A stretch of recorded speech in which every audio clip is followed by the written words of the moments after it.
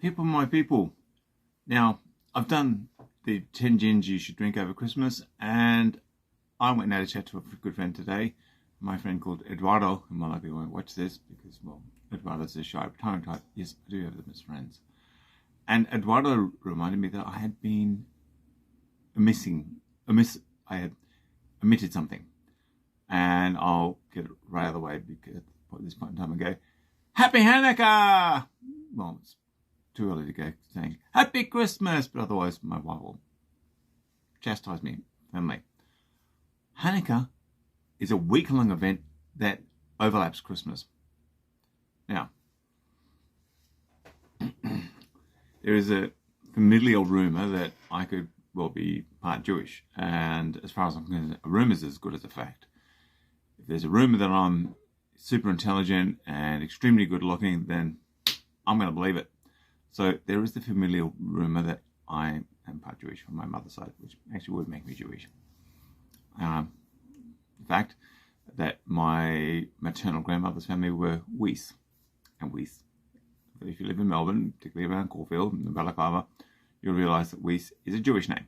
At least that's what I'm told. So I'm going to claim Hanukkah as mine. Now, we all like a good drink, okay? So, and Hanukkah lasts a week.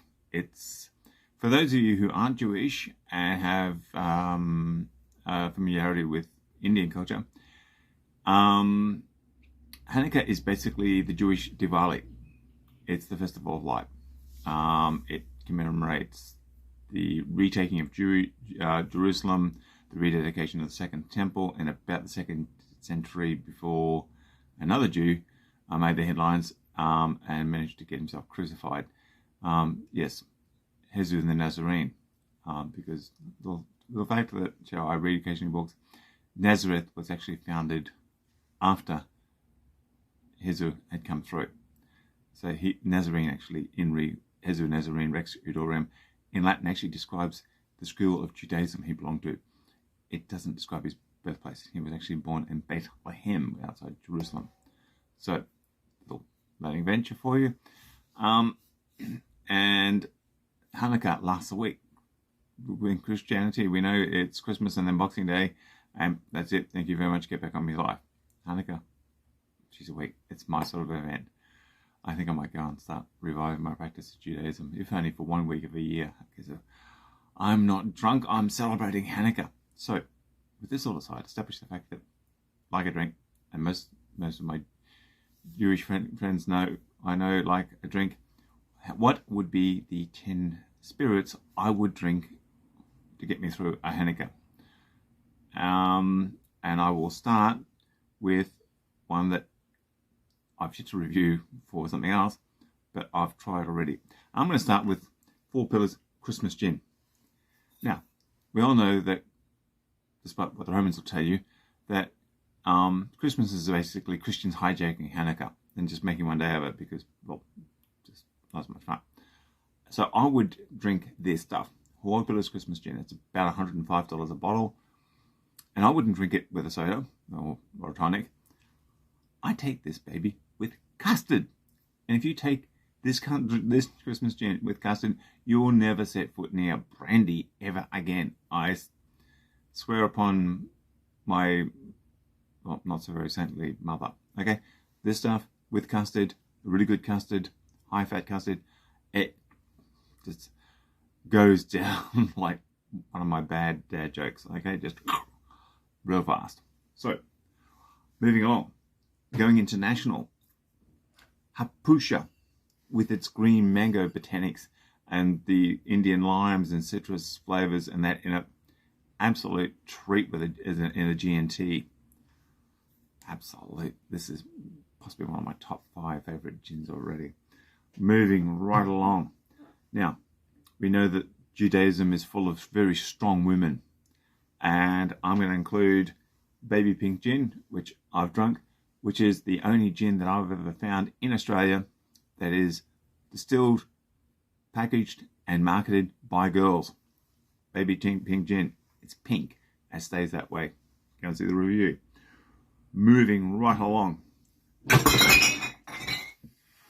Yep, Didn't break. The Botanist, Chief's Son. These guys are at a Sunday market. And this whiskey, it's about $105 a bottle. Goes really well on the rocks or with long rays soda, dark soda.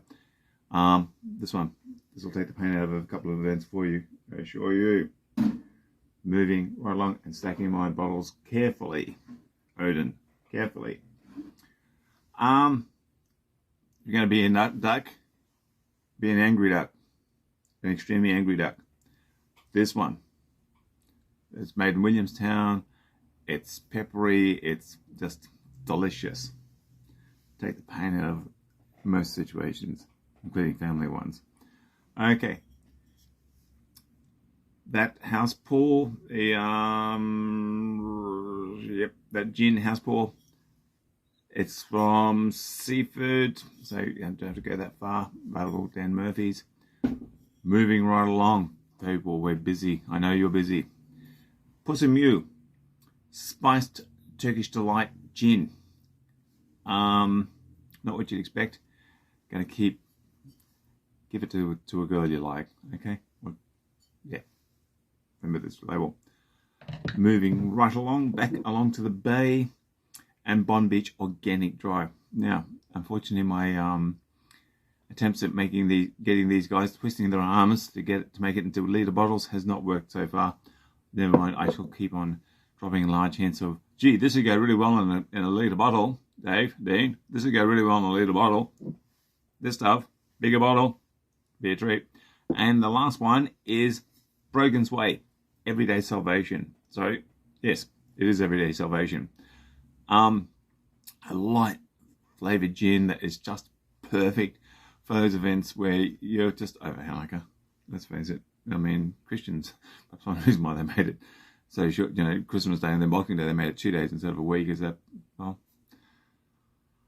I would need to begin to drink a serious amount, and that's my at the end of my video calling to actually like my family after much about 3 days. There'd be a lot of alcohol. Having said that, I've given you the 10 gins or 10 spirits of Hanukkah. Thank you very much. Happy Hanukkah.